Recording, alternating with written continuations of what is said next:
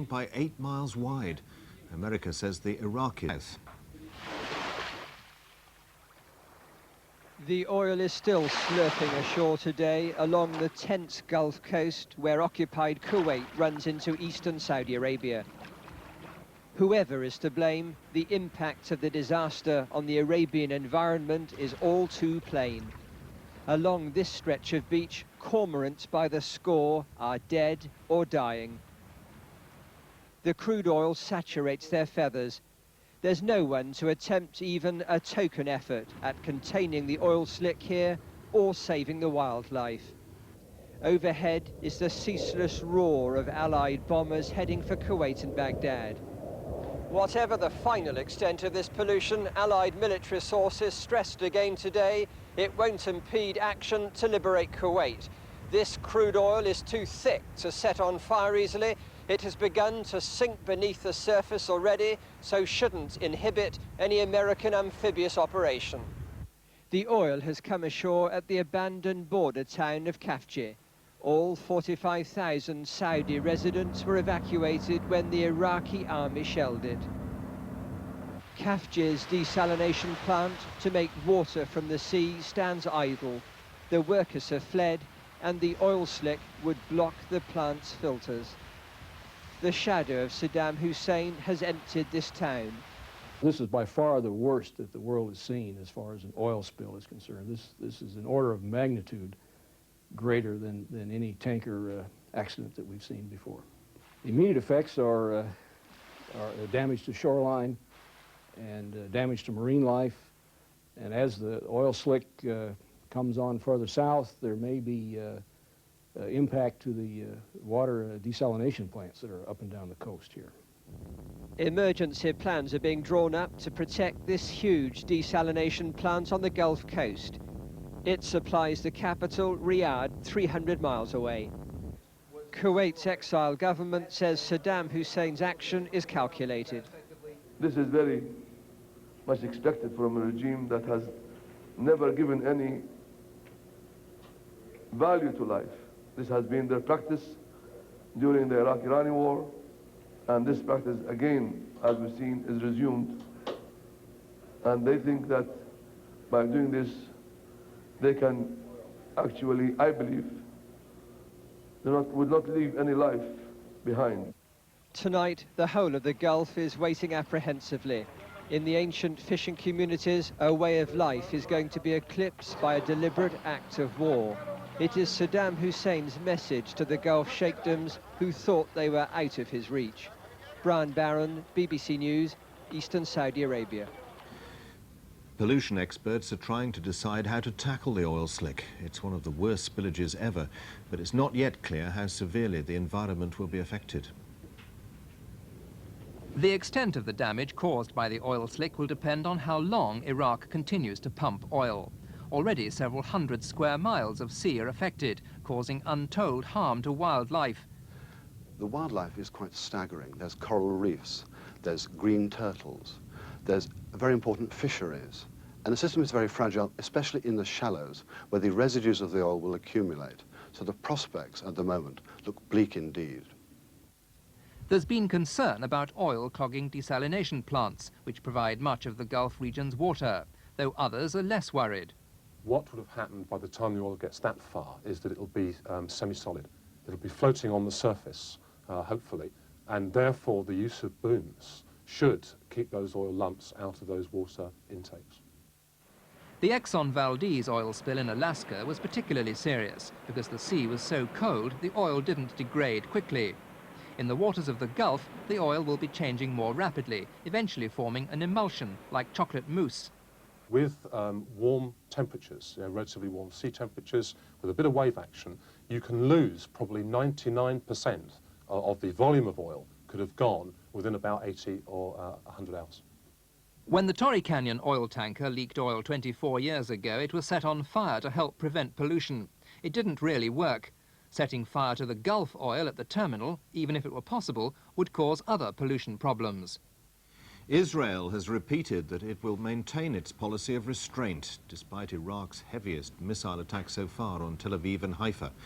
5 of the 7 Scud missiles were shot down last night by American Patriot missiles, but 1 person was killed and 60 injured. A school was hit directly by an Iraqi Scud with 500 pounds of conventional explosives.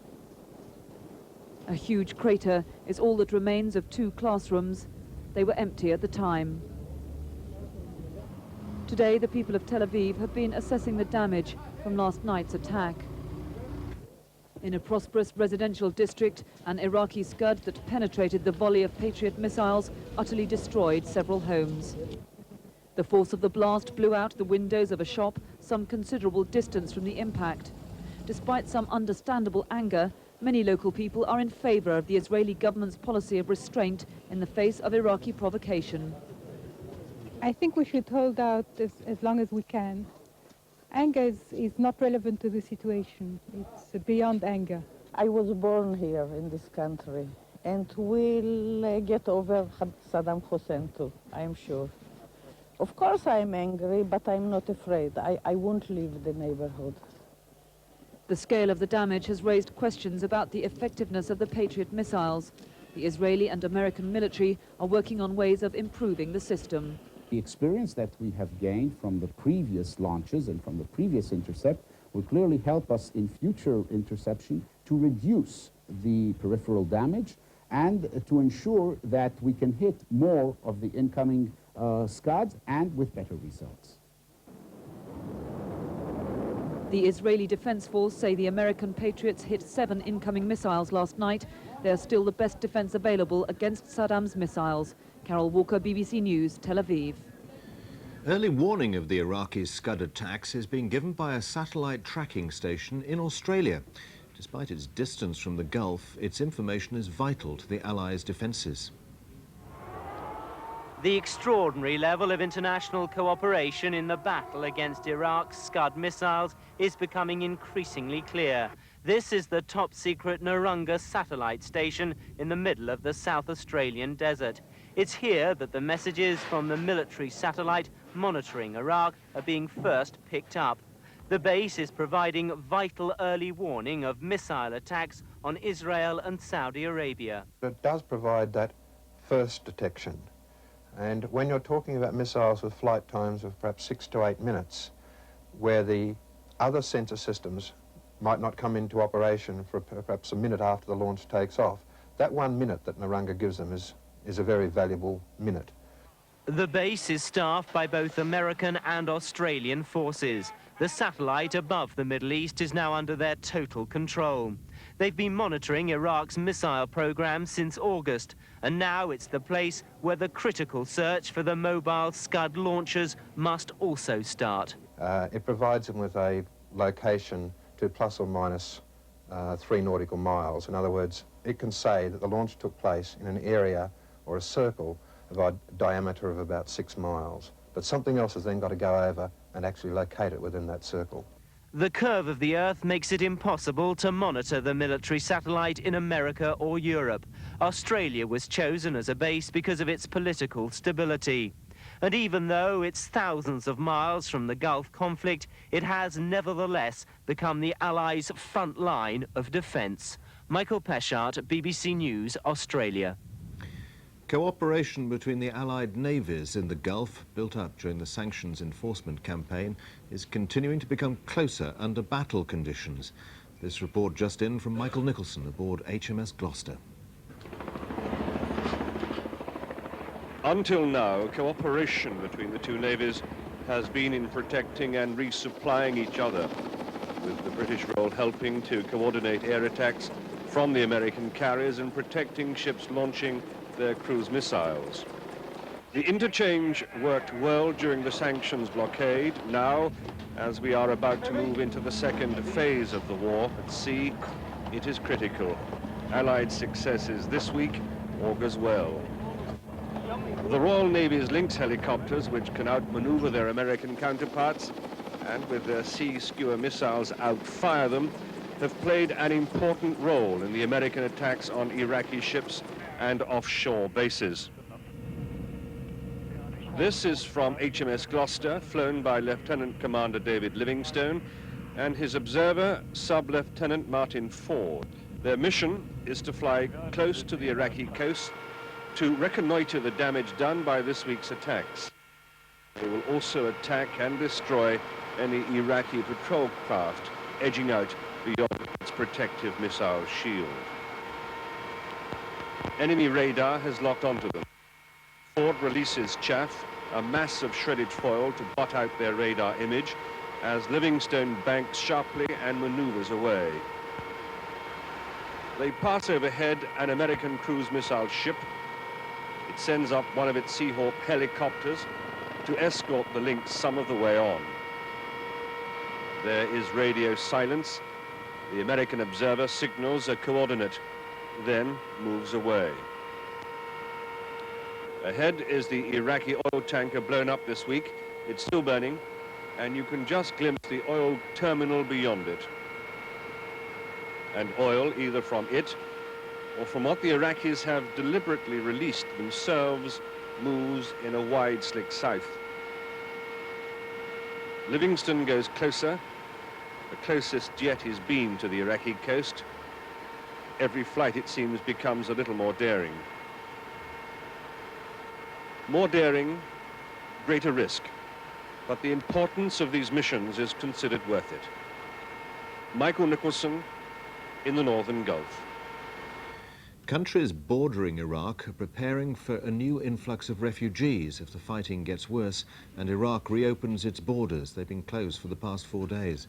Many refugees want to cross into Jordan, but even if they make it, they'll face a bleak future. More than 400 Indians remain stranded in the bleakness of the desert camp at Azraq. Immediate repatriation is still some way off. Until then, it's a cold, uncomfortable and not very well fed existence in the otherwise thinly peopled camp. The women do their best to dress up the meagre camp rations, mostly based on tinned fish and salad, while the children are bored stiff and fractious. The men, including finance managers, accountants and managers in the hotel business, wonder how they came to this. So we are really feeling miserable about it. It looks terribly uncomfortable. Uncomfortable. Cold? Cold, of course. In the middle of the desert, what else we can... If it is summer, then we'll have to feel too much hot. Now it is middle of the winter, we are feeling too much cold. My son always says that I'm feeling bored, what I should do. Well, whatever we give some magazines, he will read it. After that, he'll get bored from the magazines also. Then he starts again asking that what I should do now. Many of the people remain stranded here at Azraq because of the dislocation of flights in this area. It is hoped to get many of them home by next week. But the question then is what follows? The border with Iraq has now been closed since Tuesday night, and there's precious little indication of how many people are on the other side trying to get over here to Jordan. Laurie Margolis, BBC News at Azraq refugee camp. Foreigners living in Saudi Arabia are becoming increasingly anxious about Iraqi missile attacks. About 120 people, most of them Britons, flew out this morning on a chartered Kuwaiti Airlines jet. They're expected to arrive in Britain tonight. It's the closest the many Asian workers here can get to home. On the end of a phone line, they can describe the war, but they can't escape it. Europeans are luckier. The Britons who had stayed behind were given another opportunity to leave today, and around 100 decided that the war was dragging on too long for their liking and getting too close. Last night was a bit scary. The scuds were exploding rather close to our house, and bits of debris were falling pretty close by. Well, I've been in my house with my family, so it's not that frightening. But we've got the whole house shaking every time there's an explosion. This exodus was caused by Iraq's continued ability to send Scud missiles into Saudi Arabia. The Allies have called the Scud a terror weapon. It has killed 1 person so far in Saudi Arabia, but frightened many more. And there was one last opportunity to be frightened before leaving this war. The familiar tone of the air raid siren rang out just as the plane was being loaded. It was a false alarm, but a clear reminder of how uncomfortable life has become here. The Foreign Office insists that this was not an evacuation flight. All the passengers had to pay their own fares. It leaves around 5,000 Britons still working in this area, but at least those who could